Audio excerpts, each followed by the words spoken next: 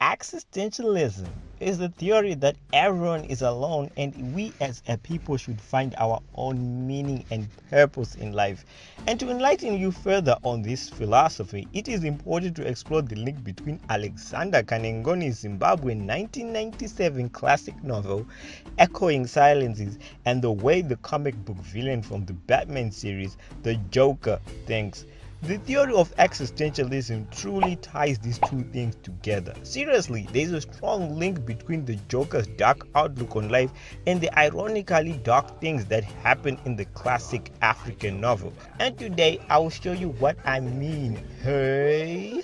So welcome to another Fresh Memes special edition as we explore the meaning of the theory of existentialism and what it means through the eyes of the Joker and Alexander Kanengoni's war epic classic, Echoing Silences. The historically fictitious novel Echoing Silences follows Munashe, who is a Zimbabwean liberation war veteran and is plagued by vicious nightmares and depression because of some really traumatic things he did while fighting for colonial freedom and independence.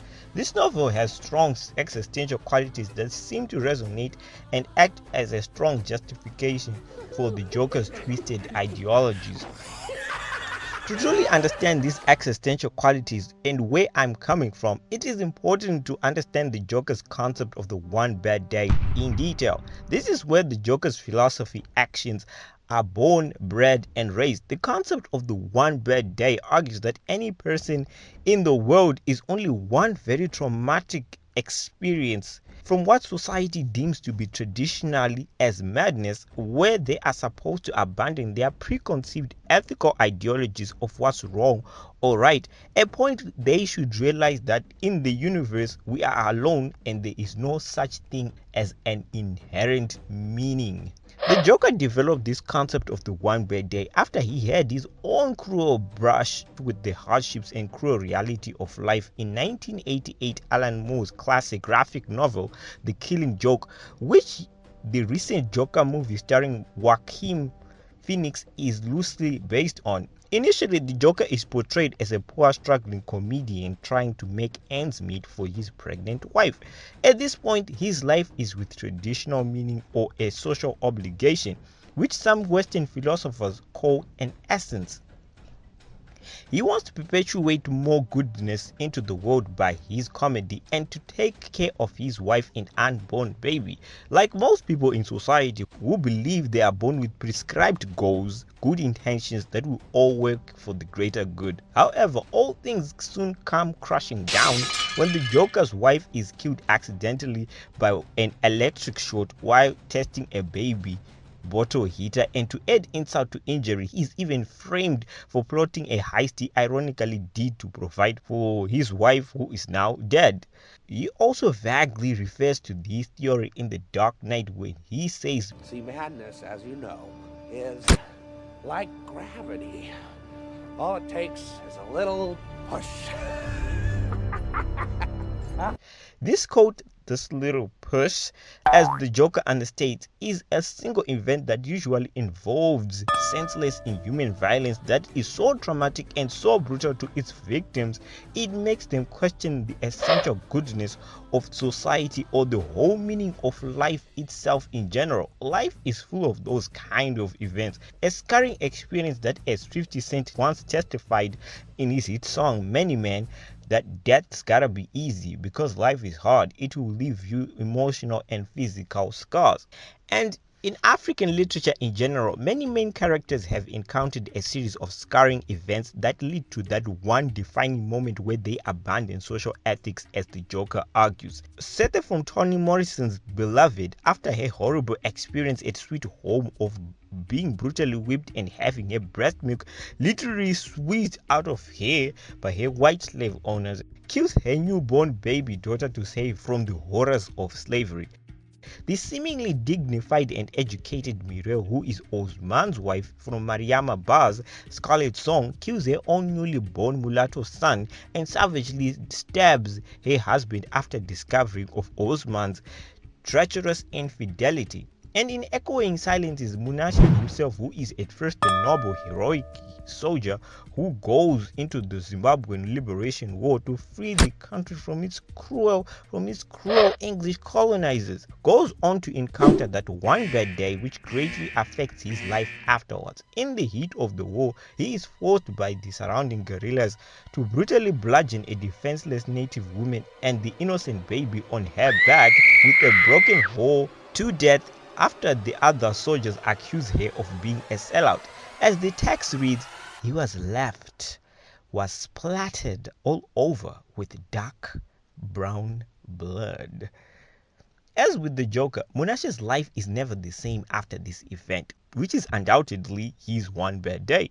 And he and the Joker undoubtedly fall into what Western philosophers call an existential crisis after their traumatic events, a kind of feeling of being lost where they seriously realize the meaninglessness of preconceived ideologies about life and reinterrogate their own purpose in life as individuals. So, how they differently deal with their existential issues is something that is really worth delving into.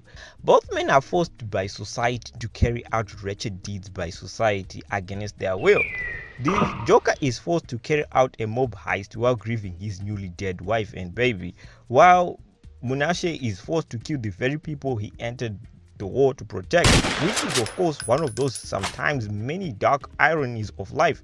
Their personal attitudes towards these ironies is probably what really sets them apart. Unlike the Joker, Munashe or Alexander Kanengoni do not see the funny side of these dark ironies.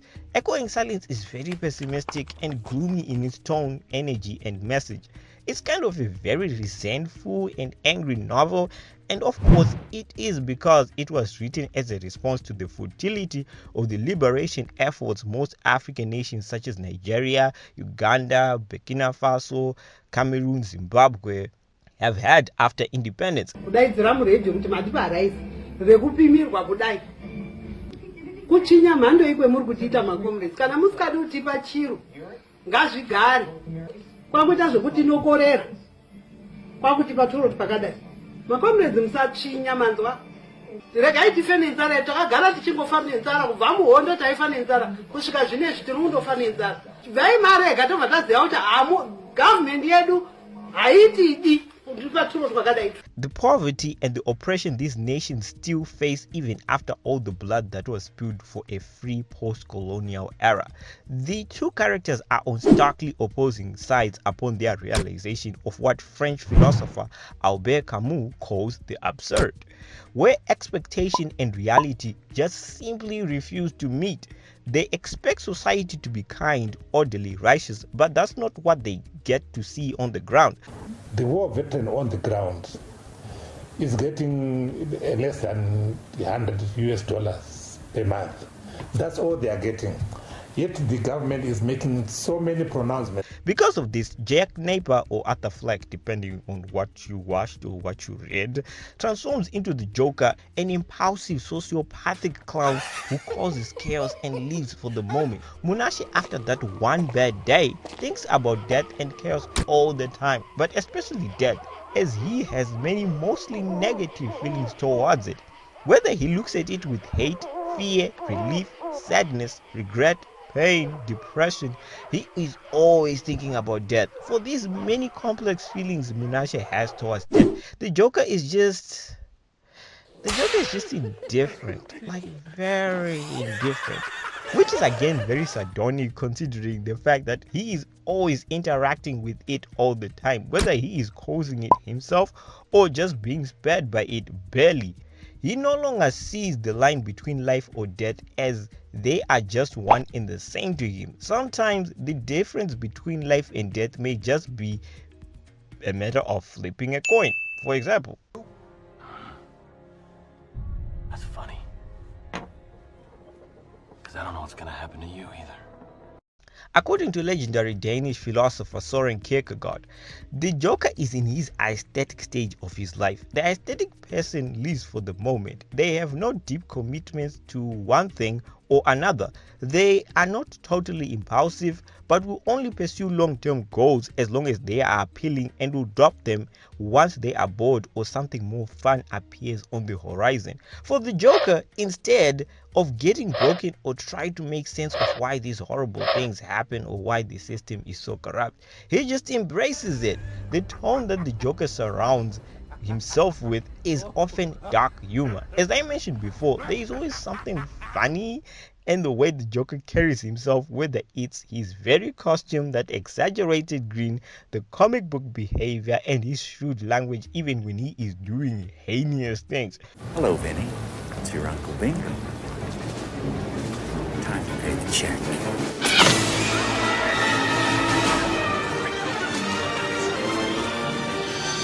The pen is truly mightier than the sword.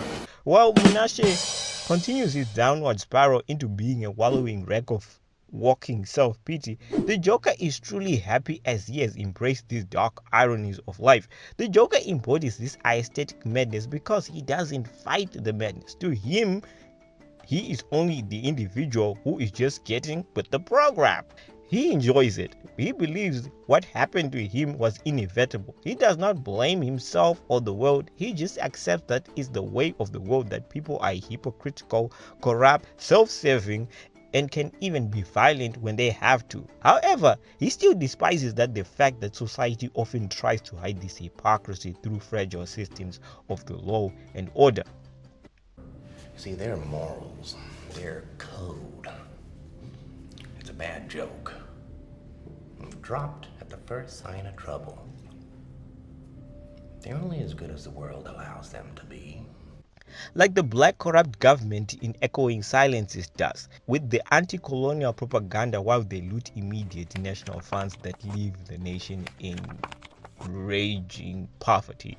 This is what becomes the Joker's major objective from there on: expose the true hypocrisy of ethics, law and order, and essential goodness of humanity, which will make others also question their own very existence and abandon their own morals, or morals that have been constructed by society. Munashe after the war also doubts the essential goodness of humanity. After all, the evidence of this social hypocrisy the Joker speaks of is all over Echoing Silences. He is forced to kill one of his own, and after the war, he doesn't even see the freedom or transparency he and his comrades fought for in the war because of the corruption of many selfish, greedy black individuals of the independent government. This is what the Joker means when he tells Batman in The Dark Knight that, I'll show you. When the chips are down, these civilized people, they'll eat each other. In addition, Munashe's one bad day with the woman with the baby on her back becomes the focal point of his thoughts and nightmares. He has lost his direction in life. He even walks around with clothes he wore in the war, trying to recollect his past so he can move on into the future. Munashe becomes a wanderer with no conception of his next move, except for his desire to retrace to Mozambique and recollect himself. Munashe even tries to find help from his very own family. However, these relationships, especially with his brother Jonathan, only reinforce another existential Joker belief. They need you right now. When they don't, they'll cast you out. Like a leper. That society will only use you, and once you're done working for, or in this case, fighting for them, they will soon forget and then cast you out like a leper. This is why the Joker often avoids family ties or a solid history, to avoid this crushing vulnerability when people eventually abandon him, as he now genuinely believes. The Joker deals much more better with his existential crisis because he is too involved in the present to think about that bad thing that happened in the past or where he came from. He no longer takes the past or the future seriously, as he has just become a man who lives for the moment. In Robert Greene's classic self-help book, The 48 Laws of Power, written in 1998, it also talks about the more desperate and openly someone pursues something, the more it will probably evade them. Despite all Munashe's efforts to find peace of mind via social approval, ironically, it is the Joker who is really having a blast by rejecting this social approval.